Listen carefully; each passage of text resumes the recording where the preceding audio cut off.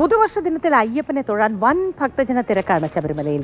മണിക്കൂറുകൾക്ക് മുന്നേ വരി നിന്നാണ് ഭക്തർ ദർശനം നടത്തുന്നത്. രാഹുൽ കെ വിയുണ്ട് വിശദാംശങ്ങൾ നമുക്കായി പങ്കുവയ്ക്കാൻ. രാഹുൽ കെ വിയോട് ചോദിക്കാം. Rahul, good morning. നവവത്സര ആശംസകളും നേരുന്നു രാഹുലിന്. ഈ നവവത്സര ദിനത്തിൽ എങ്ങനെയാണ് ശബരിമലയിലെ തിരക്ക്? നിയന്ത്രണ വിധേയമാണോ? വിശദ വിവരങ്ങൾ, വിശേഷങ്ങൾ എന്തൊക്കെ രാഹുൽ?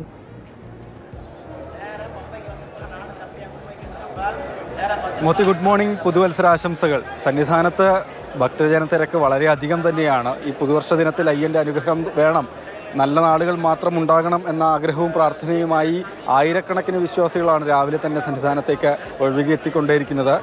പതിവ് പോലെ പുലർച്ചെ 3 മണിക്കാണ് ശബരിമല നട തുറന്നത്. ആ സമയം മുതൽ തീർത്ഥാടകർ പുറത്ത് പോലീസ് നിയന്ത്രിക്കുന്നതുകൊണ്ട് കാത്തു നിൽക്കുകയായിരുന്നു. അതിനുശേഷം ഫ്ലൈ ഓവറിലേക്ക് വരുന്ന കാഴ്ചകളൊന്ന് നോക്കുക. ആളുകൾക്ക് അങ്ങനെ തിങ്ങി നിറഞ്ഞു നിൽക്കുന്ന ഫ്ലൈ ഓവർ തന്നെയാണ് ഉള്ളത്.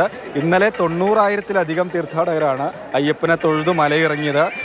രാത്രി 11 മണിക്ക് ഹരിവരാസനം പാടി നടയടയ്ക്കുന്ന സമയത്തും എത്തിച്ചേരാൻ കഴിയാതെ തീർത്ഥാടകർ വരി നിൽക്കുന്നുണ്ടായിരുന്നു. പിന്നീട് അവരെ നടയടച്ചതിന് ശേഷവും സന്നിധാനത്തേക്ക് പ്രവേശിപ്പിച്ച് രാവിലെ അയ്യനെ തൊഴുന്നതിനുള്ള അവസരവും കൂടി നൽകുകയാണ് ഉണ്ടായത്. സ്വാമി, happy new year.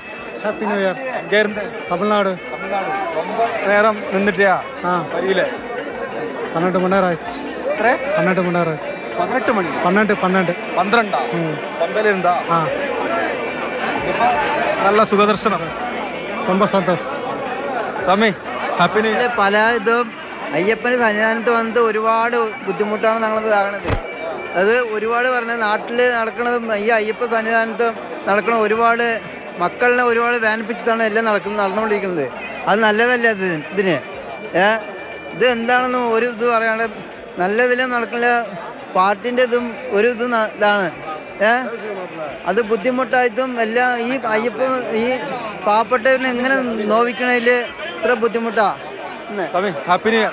Happy new year. Happy new year. Madurai வடக்கு மாசேதி கருவேப்பிள்ளை கரத்திரு.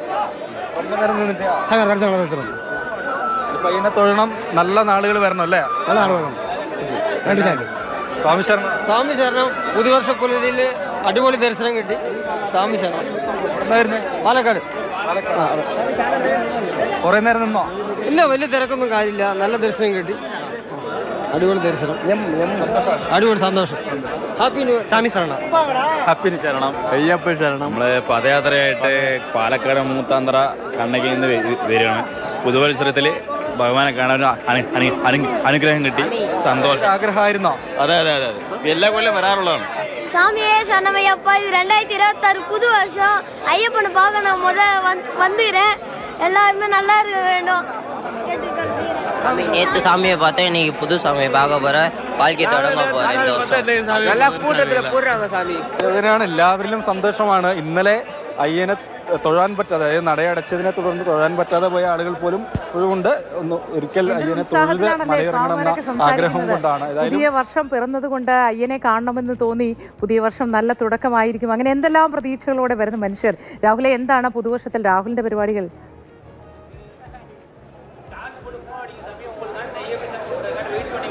വളരെ നല്ലൊരു വർഷം 2025 കഴിഞ്ഞു പോയത്. ഈ വർഷം ഏതായാലും സന്നിധാനത്താണല്ലോ, അതുകൊണ്ട് കൂടുതൽ തീരുമാനങ്ങളൊന്നും എടുത്തിട്ടില്ല. നല്ല നാളുകൾ വരാൻ പോകുന്നു എന്ന ഉറച്ച പ്രതീക്ഷ തന്നെയുണ്ട്. അങ്ങനെ തന്നെയാണ്. ഏതായാലും എല്ലാവർക്കും നല്ല ദിവസങ്ങൾ, പ്രശ്നങ്ങളൊന്നും ഇല്ലാത്ത ഒരു വർഷം വരട്ടെ എന്ന് തന്നെ ഞാനും ആഗ്രഹിക്കുകയാണ്, ആശംസിക്കുകയാണ്. ഒപ്പം തന്നെ എൻ്റെ ആശംസ കൂടി നേരണമെന്ന് നമ്മുടെ ക്യാമറയ്ക്ക് പിന്നിൽ നിന്നുകൊണ്ട് ജയേന്ദ്രൻ പുല്ലമ്പാറയും പറയുന്നുണ്ട്. അദ്ദേഹത്തിൻ്റെ ആഗ്രഹം കൂടി അദ്ദേഹത്തിൻ്റെ വാക്കുകളായി ഏറ്റെടുത്തുകൊണ്ട് ആശംസകൾ കൂടി ഞാൻ നേരുകയാണ്. തീർച്ചയായിട്ടും ജയചന്ദ്രൻ പുല്ലമ്പാറയുടെ കൂടി ആശംസകൾ എല്ലാ പ്രേക്ഷകർക്കും. രാഹുൽ കെ വിയുടെയും ജയചന്ദ്രൻ പുല്ലമ്പാറയുടെയും ആശംസകൾ നിങ്ങൾക്ക് എല്ലാവർക്കും കേട്ടോ.